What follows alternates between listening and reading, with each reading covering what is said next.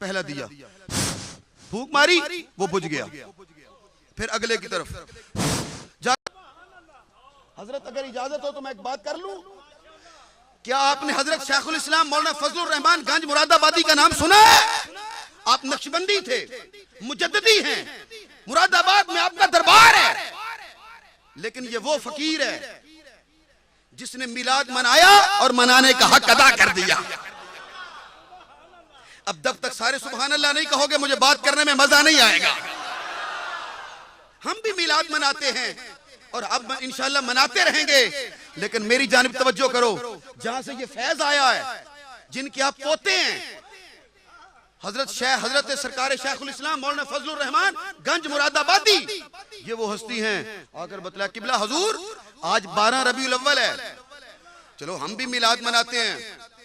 मिलाद शरीफ 12 मिट्टी के दिए लिए, तेल डाला, बत्ती लगाई और 12 दिए जला के दीवार पर रख दिए और फकीर बैठा है मिलाद मनाने। एक साहब आ गए जिनका ख्याल होता है, ये बात अगर मैं कहीं और करता तो इतना मजा ना आता जितना यहां मजा आएगा। एक वो आ गया जिनका ख्याल होता है कि मिलाद मनाना ये तो सिर्फ फजूल खर्ची है। उसने कहा बाबा जी ये फजूल खर्ची क्यों लगा रखी है? हजरत शेख आपने फरमाया ये फजूल खर्ची नहीं है, मेरी सरकार के मिलाद के दिए हैं।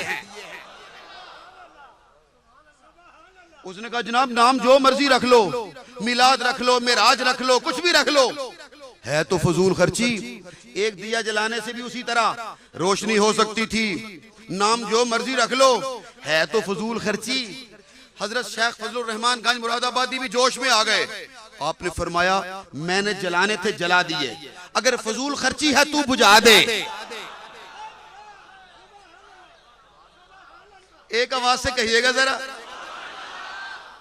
कहा मैंने जलाने थे जला दिए, मैं हूं मिलादिया मिलाद मनाने वाला, मैंने जलाने थे जला दिए, तेरा ख्याल है फजूल खर्ची है तू बुझा दे। और ये भी उस वक्त तक रुकते नहीं हैं जब तक अगला घर देख नहीं आते। आगे बढ़ा, दिया रखा हुआ था, पहले दिए को जाके फूंक मारी, पहला दिया फूंक मारी, वो बुझ गया। फिर अगले की तरफ जाके दूसरे को फूंक मारी, वो दूसरा बुझ गया, पहला जल उठा।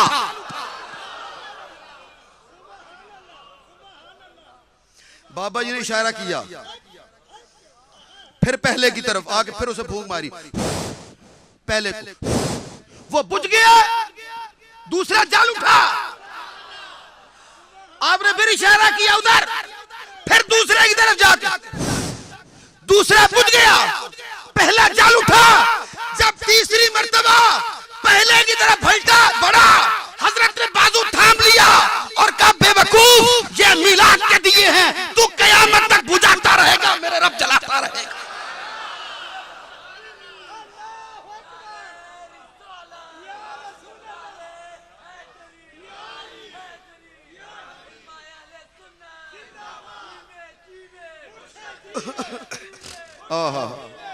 अल्लाह आपको खुश रखे। मैं बात मुकम्मल करना चाहता हूं कि नमाज के लिए ताकि इंतजाम एहतमाम किया जा सके, बस मैं आखिर में अपने साथ मिलाना चाहता हूं तमाम सलासिल तरीकत के। हम वैसे तो गुलाम हैं, मोहब्बत करने वाले हैं और ताबेदारी करने वाले हैं।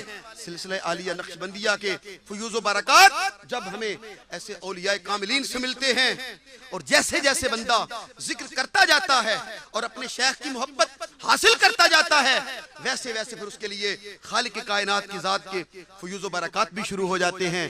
पहले उसे अस्मा के फैज मिलता है, फिर उसके लिए सिफात के फैज मिलते हैं, फिर उसके लिए जिलाल का फैज मिलता है, फिर शुयूनात का फैज मिलता है, पहले शुयूनात का फैज मिलता है, फिर जिलाल का फैज मिलता है। आखिर में वो वक्त आता है कि जब फकीर जात का फैज भी हासिल करने लगता है। कभी उसे ईमान मिलता है, कभी तकवा मिलता है, फिर विलायत सुगरा का फैज लेता है, फिर विलायत कुबरा का फैज लेता है और बिल आखिर उसे विलायत उलिया का फैज दिया जाता है। और जब उसे विलायत उलिया के फैज से नवाजा जाता है तो ये वो वक्त होता है जब जात का फैज ले रहा होता है, और ये वो वक्त होता है कि फकीर की आंखों में भी जात वाजिब इतनी ताकत उस विलायत के दे देता है कि फकीर जिसकी आंखों में आंखें डालता जाता है मुस्तफा का गुलाम बनाता चला जाता है। और सिलसिला आलिया नक्शबंदिया के फयूज़ व बरक़ात की ये शान है कि सरकार दो आलम ने हजरत सैयदना सिद्दीक़ अकबर रज़ी अल्लाह ताला अन्हु के तवस्सुल से अपने जो बाबे नबुव्वत से विलायत का फैज़ जारी किया था वो चल रहा है और मुख्तलिफ सलासिल से होता हुआ इस दरबार आलिया बस दरबार करीमी शरीफ में भी चल रहा है। हजारों लोग जहां से फैज़ पा रहे हैं और इंशाअल्लाह अज़ीज़ क़यामत तक फैज़ पाते रहेंगे, अपने रब के करीब होते रहेंगे। वो काम जो सरकार दो आलम इस कायनात में करने आए थे कि बंदों को खुदा से मिलाना है, आज मेरी सरकार के गुलाम वही काम करते चले नजर आ रहे हैं। ज़ाते वाजिब हजूर पीर साहब का साया मुझ पे आप पे हमेशा सलामत रखे और मेरी इसी गुफ्तगू को अपनी बारगाह में शर्फ़ कबूलियत अता फरमाए। बातें तो आप समझते हो हमारे जैसे मौलवी करना चाहें तो करते ही चले जाएं, बातें खत्म नहीं होती, लेकिन मेरा ख्याल है मुझे इन्हीं अल्फाज पर अपनी गुफ्तगू को मुकम्मल करना चाहिए। बात भी हो गई और इंशाअल्लाह अज़ीज़ यार जिंदा सोहबत बाकी फिर बातें होगी। अब चूंकि नमाज का वक्त है मैं इन्हीं अल्फाज पर आपसे इजाज़त चाह रहा हूँ। वस्सलामु अलैकुम व रहमतुल्लाहि व बरकातुहू।